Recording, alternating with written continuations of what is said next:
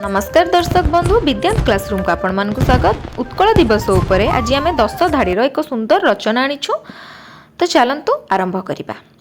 प्रति वर्ष एप्रिल मास 1 तारिख को सारा ओडिशा रे उत्कल दिवस बा ओडिशा दिवस भावे पालन करा जाय।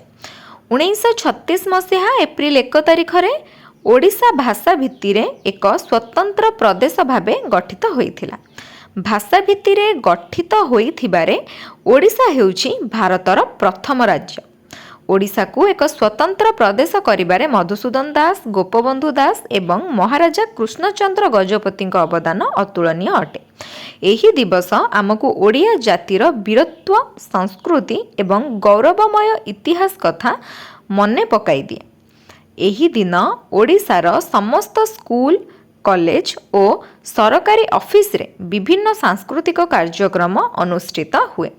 ओडिशार कला, साहित्य एवं संगीत को सम्मान जणाइबा पाई एही दिनटी पालित हुए। एही दिन प्रत्येक ओडियांक मनरे निज माटी और भाषा प्रति गभीर ममता जागृत होइथाय।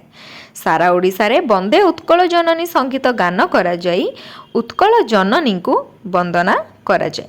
आसंतु आमे आम ओडिया माटी को भल पाइबा एवं एहार उन्नति पाई सर्वदा कार्य करिबा।